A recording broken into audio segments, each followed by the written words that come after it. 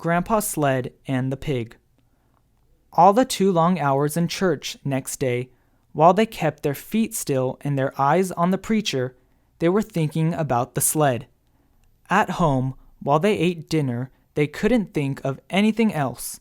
After dinner, their father sat down to read the Bible, and Grandpa and James and George sat as still as mice on their bench with their catechism. But they were thinking about the sled. The sun shone brightly and the snow was smooth and glittering on the road. They could see it through the window. It was a perfect day for sliding downhill. They looked at their catechism and they thought about the new sled. And it seemed that Sunday would never end. After a long time, they heard a snore. They looked at their father and they saw that his head had fallen against the back of his chair, and he was fast asleep.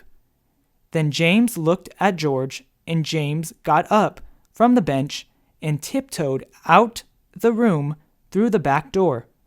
George looked at Grandpa, and George tiptoed after James. And Grandpa looked fearfully at their father, but on tiptoe he followed George and left their father snoring. They took their new sled and went quietly up to the top of the hill.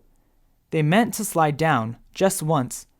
Then they would put the sled away and slip back to their bench and the catechism before their father woke up.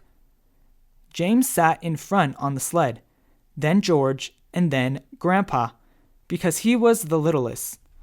The sled started, at first slowly, then faster and faster. It was running, flying down the long steep hill, but the boys dared not shout. They must slide silently past the house without waking their father.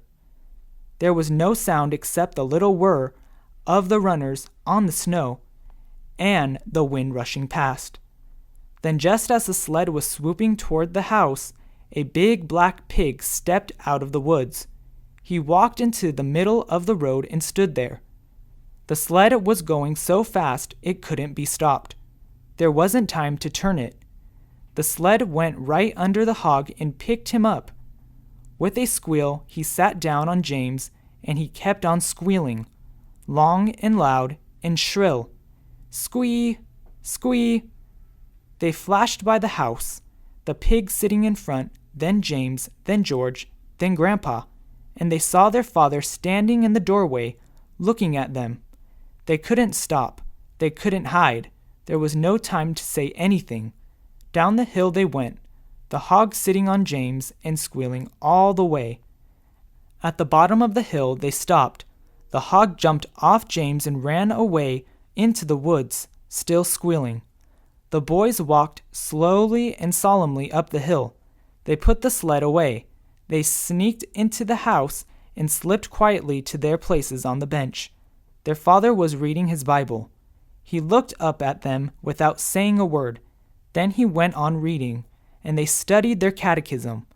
But when the sun went down and the Sabbath day was over, their father took them out to the woodshed and tanned their jackets, first James, then George, then Grandpa.